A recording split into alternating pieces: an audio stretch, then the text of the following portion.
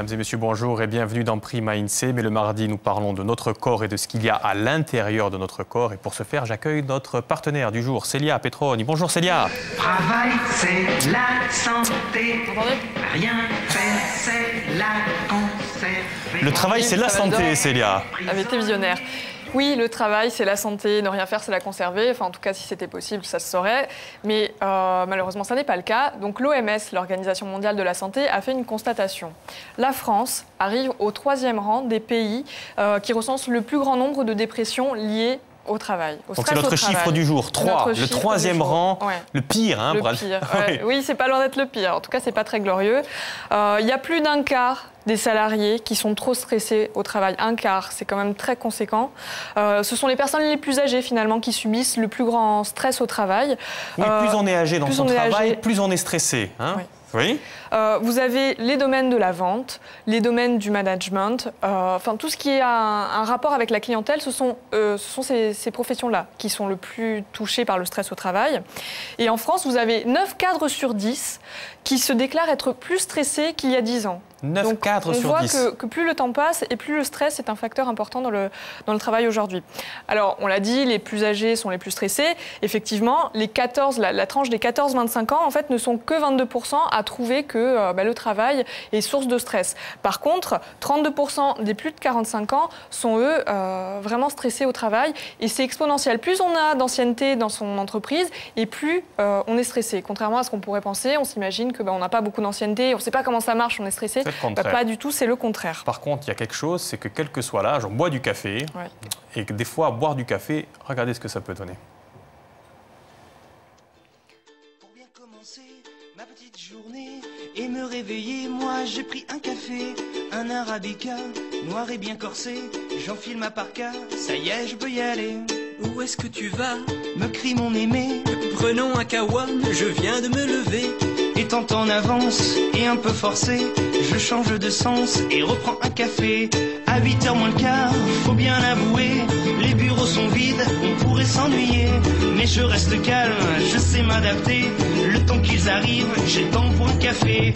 La journée s'emballe, tout le monde peut bosser, au moins jusqu'à l'heure de la pause café. La secrétaire entre, fort comme vous l'aimez. Ah mince, je viens d'en prendre, mais maintenant qu'il est fait, un repas d'affaires, tout près du sentier. Il fait un temps super, mais je me sens stressé. Mes collègues se marrent, des fanfaronnés. Oh mon cigare et un petit café. Une fois fini, mes collègues crevés appellent un taxi, mais moi j'ai envie de sauter. Je fais tout Paris, puis je vois un troquet. Je commande un déca, mais en caféiné.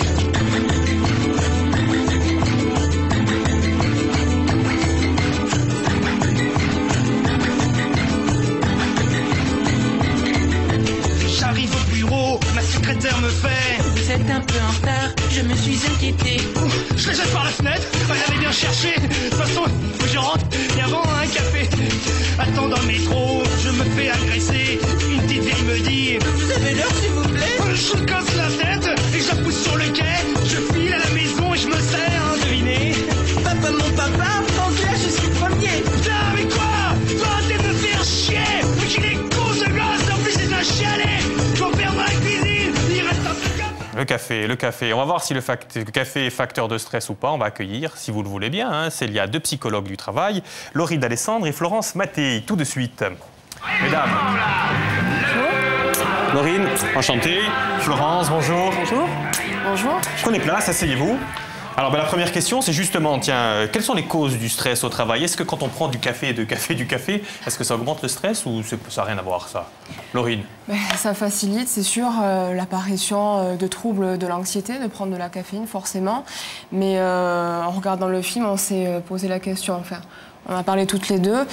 C'est aussi la consommation de psychotropes qui est quand même plus inquiétante sur les lieux du travail, hein, je veux dire, et la consommation d'alcool aussi, hein, parce que ça, on n'en parle pas forcément, mais il y a des gens qui consomment des substances pour pouvoir tenir au travail, tout simplement. Et autre chose aussi, vous-même, vous disiez que vous avez fait part d'une expérience. On vous a appelé dernièrement du côté de la CPAM, je crois, à Ajaccio, où on s'apercevait que les personnes qui étaient en contact avec la clientèle avaient tendance à être stressées, donc à manger de plus en plus.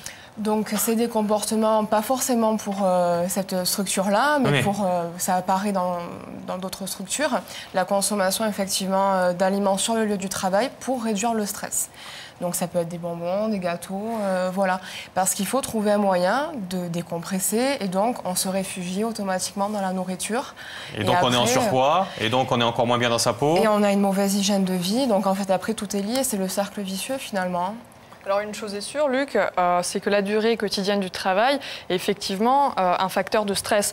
On a remarqué que les personnes les moins stressées, c'était celles qui travaillaient moins de 30 heures par semaine. À l'inverse, celles qui travaillent entre 40 et 50 heures par semaine, elles sont quand même assez stressées. Et enfin, les plus stressées, ce sont celles qui font plus de 50 heures par semaine. Ah. Et c'est une tendance qui se vérifie dans tous les pays, en France et en Europe. Oui, encore que les personnes qui travaillent 40 à 50 heures par semaine, on est un petit peu limite au niveau du droit du travail, parce que la durée légale du travail, c'est quand même 35 heures en France. Non, mais quand on attaque systématiquement les 35 heures, on dit les 35 heures, c'est pas bien, ça prouve que moins on travaille, quand même, moins on est stressé. Et donc, quand on va s'apercevoir au fur et à mesure de notre conversation que plus il y a de stress, plus il y a de jours de congé, d'arrêt de maladie, finalement, c'est lié tout ça. Bien sûr. Tout à fait. Et surtout qu'on voit que malgré les 35 heures qui sont souvent décriées, on sait qu'en France, la productivité des salariés qui travaillent 35 heures est supérieure à d'autres pays où la durée du travail est plus longue. Quelles sont les causes?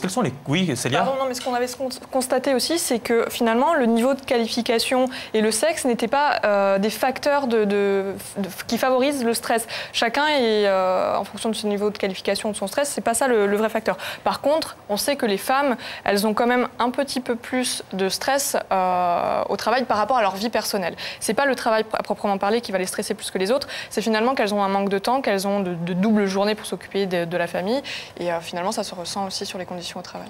Oui, alors il y a des facteurs personnels pour les femmes que vous venez d'évoquer.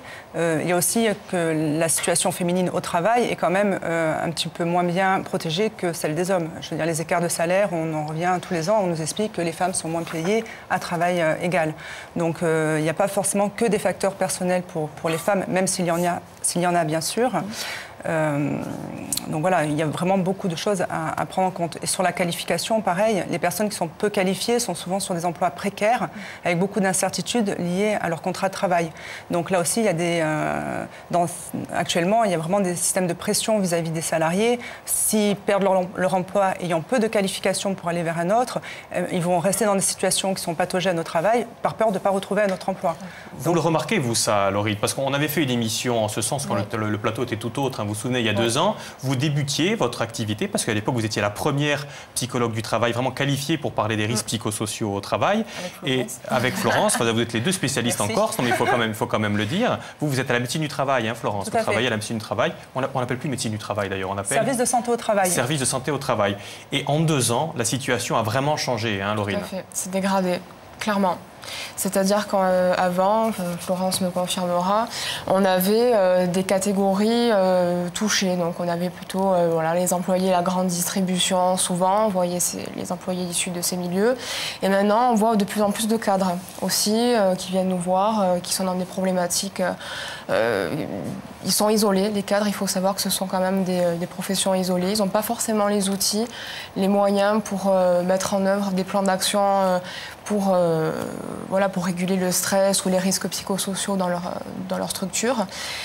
Et donc voilà, il y a eu en fait une grève de plusieurs catégories socioprofessionnelles, de plusieurs corps de métier, de plusieurs secteurs d'activité aussi. On reviendra sur justement là-dessus, sur la façon de guérir, mais surtout, vous me disiez hors antenne, mais on est là pour faire partager tout ce qu'on se dit justement, qu'à l'époque, il y a 2 ans, on pouvait rechercher du travail ailleurs. Maintenant qu'il y a la crise du travail, on se dit, je suis dans mon travail, je suis stressé, mais moi, je n'ai pas à me plaindre parce que par rapport à ceux qui ne travaillent pas. Et du coup, on est encore plus stressé. Exactement. Je dis souvent la crise à bandeau. Tout simplement, dans le sens où les personnes continuent, essayent de prendre sur elles un maximum sur leur lieu de travail, parce que dehors, on ne sait pas ce qui va se passer, parce que avec tout ce qu'on voit, dans la société actuelle, voilà, je veux dire. Donc ça va de mal en pis en fait. La situation est vraiment préoccupante. Vous me disiez toutes les deux, là, on fait une émission, mais c'est pas un hasard. On va voir comment y remédier. Il existe une forte corrélation, hein, Célia, entre le stress et la satisfaction au travail.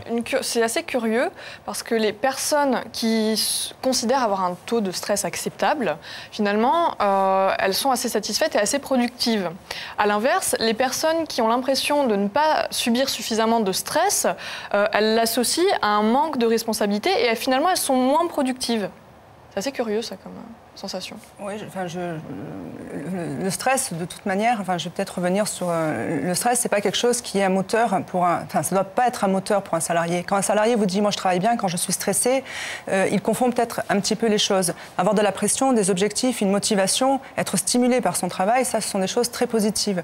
Le stress, c'est un déséquilibre entre les ressources que je pense avoir pour faire mon travail et ce qu'on me demande, ce qu'on exige de moi.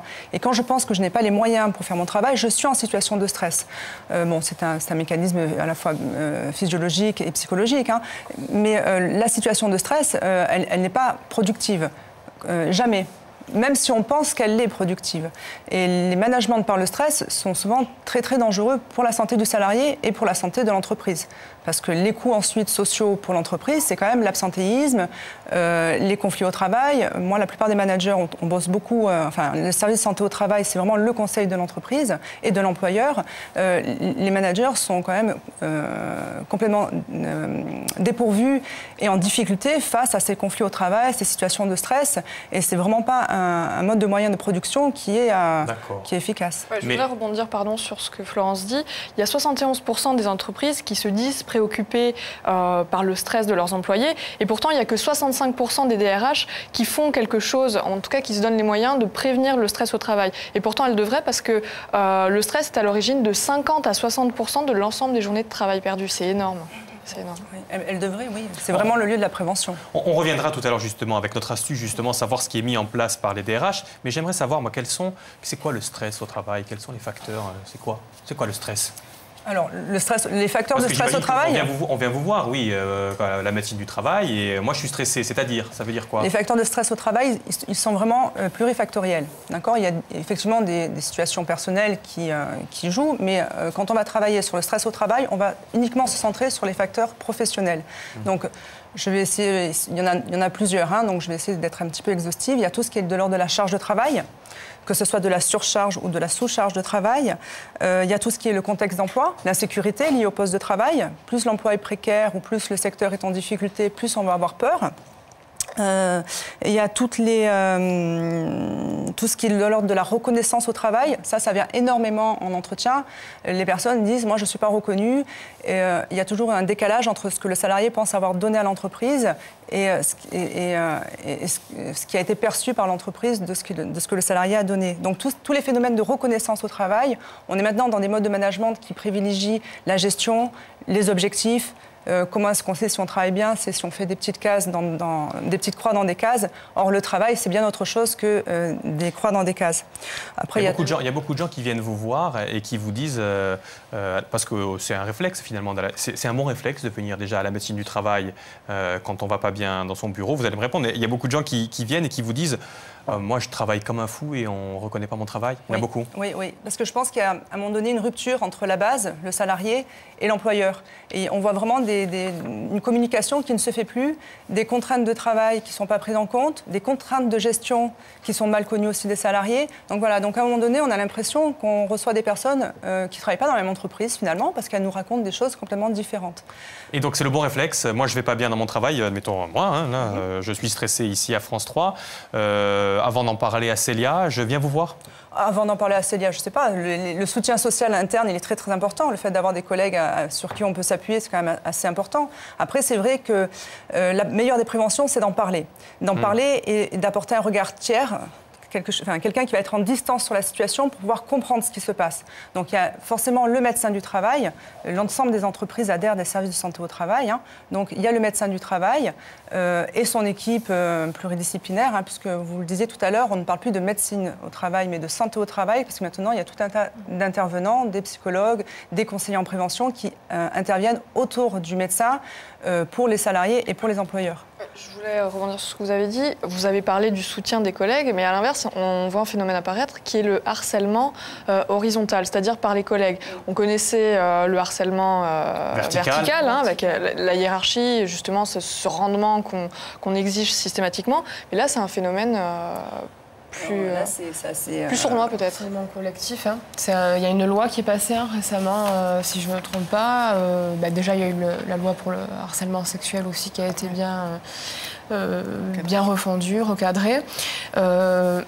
Le harcèlement collectif, oui, faut pas le négliger. Je pense qu'on le voit. Enfin, il est difficile en fait à être identifié, très difficile, parce que le harcèlement, c'est quoi en fait? Ce sont des critiques répétées dans le sens où il y a une intention de nuire en fait auprès de la personne. Donc, harcèlement collectif, c'est un groupe envers un individu. Donc là, ça va être mise au placard.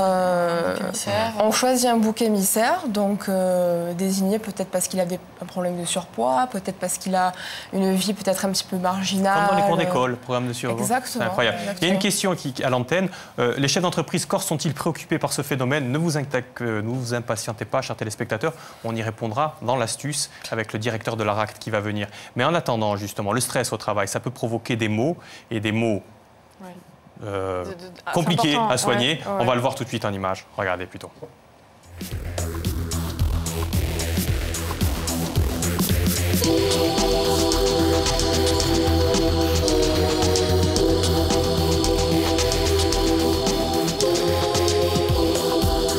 Troubles comportementaux.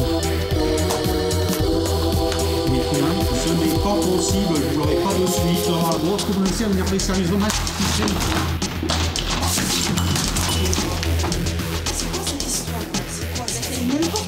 C'est n'importe quoi. Agnès ceci, Agnès cela, il y en a que pour Agnès. Alors si t'as un cochon derrière, on peut très bien se comporter à la vue.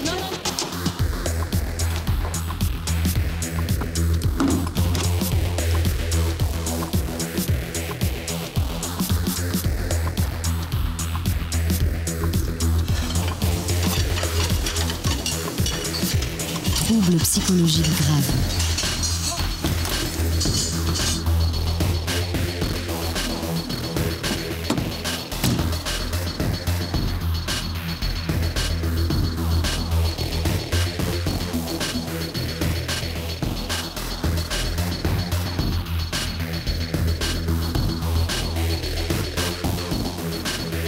Durant l'année 2007, on a eu à déplorer 2 disparitions d'entrepreneurs, donc des gens qui ont mis fin à leur jour. Et moi, ce qui m'avait beaucoup étonné, c'est que je côtoyais une de ces personnes et extérieurement, on ne voyait rien.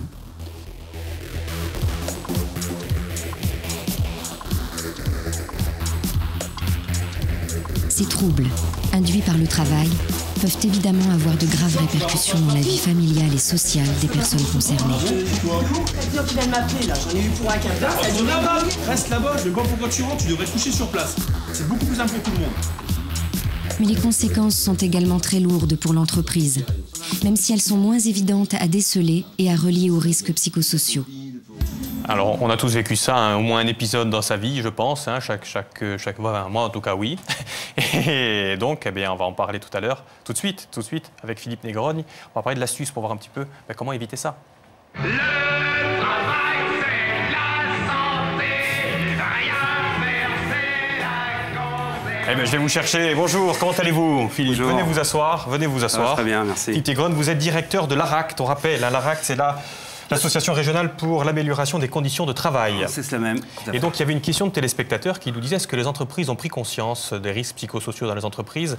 Et on rappelait le chiffre qu'a dit Célia, 60% des arrêts maladie, c'est ça à peu près? Entre 50 et 60%. Ouais, sont dus au stress au travail. Est-ce qu'on a pris conscience de ça chez nous, en Corse au moins? Ça commence. Je pense que les DRH ou les différents directeurs d'un certain nombre de sociétés commencent à être interpellés, en tous les cas, par cela, commencent à nous demander à la fois les services de médecine du travail, on a la chance d'avoir effectivement deux psychologues là sur l'île.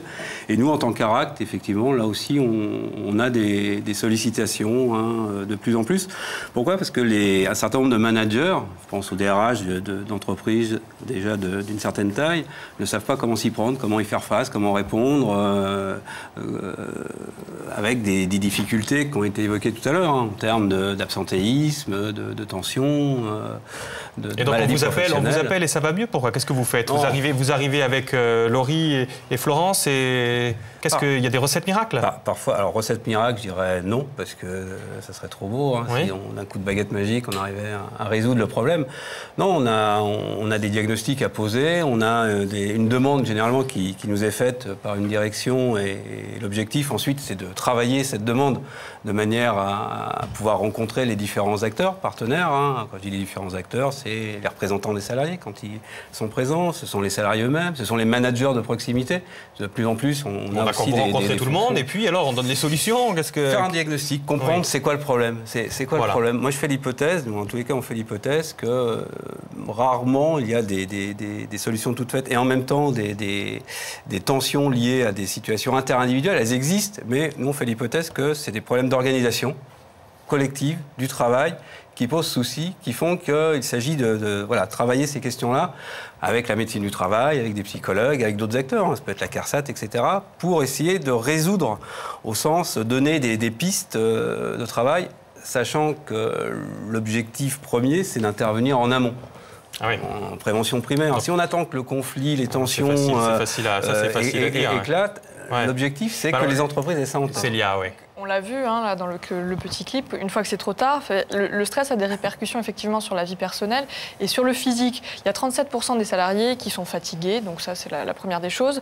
Mais les personnes stressées, elles ont aussi d'autres symptômes. Elles ont des tensions musculaires, elles ont un trouble du sommeil, de l'anxiété.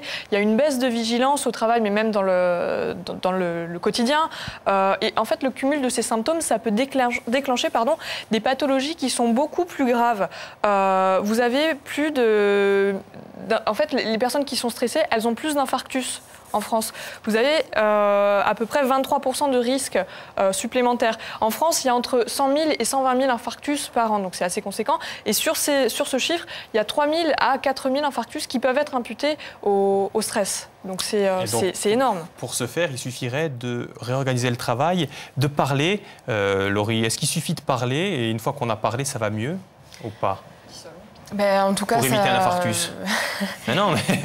Ça libère la parole. C'est ce on avait mis en place une action comme celle-là. En fait, dans un premier temps, la médecine du travail avec Florence avait effectué donc, dans une organisation un diagnostic. Et dans les pistes d'action qui avaient été évoquées, c'était donc la présence d'un psychologue du travail pour effectuer des groupes de parole, pour justement libérer la parole. Donc au début, c'est pas évident, les personnes ne se confient pas forcément à quelqu'un d'extérieur et puis ça va être de persévérer. Et une fois qu'on a parlé, ça va mieux ? Parce qu'on voit avec M. Negroni, il y a quand même une réorganisation du travail. Mais j'aimerais bien savoir, moi, c'est sain aussi dans un boulot. Des fois, on voit qu'il y a des personnes qui s'engueulent. C'est sain, des fois, peut-être qu'il y a un petit peu conflit, non ? Il ne faut pas éviter le conflit à tout prix non plus. S'il y a conflit, c'est qu'il y a forcément des tensions, qu'elles soient internes ou externes. Si elles sont présentes, c'est qu'il fallait qu'elles soient présentes à un moment donné. Donc après, il faut qu'elles soient, je pense, régulées. Mais pas forcément étouffé parce que de toute manière, ça ressortira dans tous les cas. Donc c'est bien s'il y en a, mais il ne faut pas que ça reste dans le temps, c'est ça, si j'ai bien compris C'est-à-dire que le conflit est humain, la souffrance au travail, c'est ça qui pose problème. Et Laurine a dit quelque chose de très intéressant, c'est la régulation. Me semble-t-il, de mon expérience personnelle, les endroits de régulation, les espaces d'échange, les discussions autour de la machine à café qui sont un petit peu décriées parce qu'on est sur une chasse au temps mort au travail, tous ces espaces de régulation, ce sont des endroits où le lien social peut se recréer et peut se recréer sur quelque chose qui soit convivial et de l'ordre du plaisir et plus de l'ordre de la souffrance. Donc les conflits, bien sûr qu'il y a des conflits et ça fait partie de la nature humaine. Mais ce qui est important, c'est les causes du conflit. Et là, je rejoindrai ce que me disait M. Negroni. Il y a les conséquences. Les conséquences, on les traite. Et il est important de les prendre en compte et de proposer des choses aux personnes.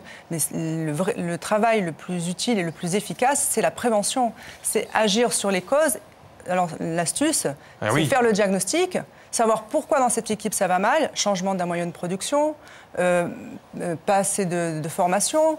Enfin, je veux dire, il peut y avoir tout un tas de facteurs liés au travail. Et une fois qu'on a identifié la cause, on met les moyens avec l'employeur pour que la cause disparaisse. C'est vraiment la gestion de la prévention des risques au travail, c'est éliminer le risque ou mettre on y arrive à l'éliminer, ce fameux risque. On y arrive, M. Negroni, ou pas? Pour reprendre ce que vous disiez des tensions organisationnelles, dans toute entreprise, il y en a. Hein, et voilà, ça fait partie de la vie de l'entreprise. En revanche, les éliminer, c'est toujours voir si, face à ces tensions, on a les ressources pour faire face. Les ressources, elles peuvent être matérielles, techniques, technologiques, ça peut être du soutien social par les collègues, etc. Et donc, ça va plutôt aider, je dirais, à la construction de sa santé d'un individu ou des collectifs d'individus dans l'entreprise que l'inverse. Donc, effectivement, les recettes miracles, pour moi, il n'en existe pas. Encore faut-il que un chef d'entreprise, un manager de proximité, les salariés eux-mêmes, voire les organisations syndicales, hein, lorsqu'elles existent, puissent s'arrêter à un moment donné sur ce qui pose problème, ce qui fait tension. Et voilà. Est-ce que c'est toujours les mêmes choses qui posent problème dans les entreprises globalement? Parce que si c'est toujours les mêmes choses, si c'est... Pas toujours. Non. Hein, déjà, selon le type d'entreprise et la taille de l'entreprise, hein, les grands groupes, il y a des exigences qui viennent effectivement des directions générales et ensuite aux structures régionales. Avec France Télécom notamment. Avec France Télécom, avec les pôles emploi, avec tout ce qui est fusion, restructuration. On voit bien là avec aussi l'industrie automobile. Donc là, c'est un peu compliqué parce que vous devez répondre à des demandes qui viennent des directions générales et vous n'avez pas toujours les moyens pour faire. En revanche, dans les plus petites entreprises, il y a des problématiques liées au management, liées à la formation, liées aux compétences, liées aux pressions qu'on vous met, liées aux charges de travail. La charge de travail, vous pouvez à un moment donné... Mais ça se guérit ou pas? Alors, c'est la question. Ça se guérit, ça s'anticipe. Oui, quand même.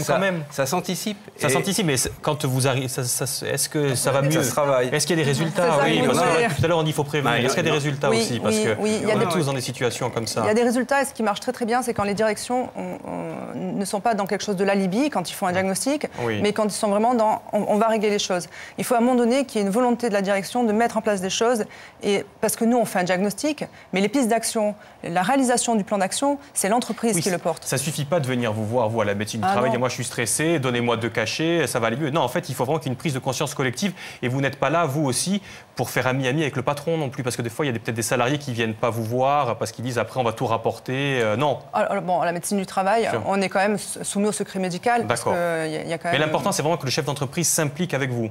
S'implique avec nous. C'est une réponse collective, si j'ai bien compris. La prévention va passer par le collectif. D'accord. Et tout l'intérêt est de passer de la problématique individuelle à une prévention collective. Célia, je vous donne la parole, mais juste, regardez, quand on se rend compte qu'on est stressé, est-ce que ce n'est pas déjà trop tard? Laurie? Non. Non. Non. Quand on se rend compte qu'on est stressé, c'est pas trop tard. Je veux dire, parce qu'après, on a des moyens d'agir sur le stress. Pourquoi? Parce que le stress, c'est une réaction physiologique dans un premier temps.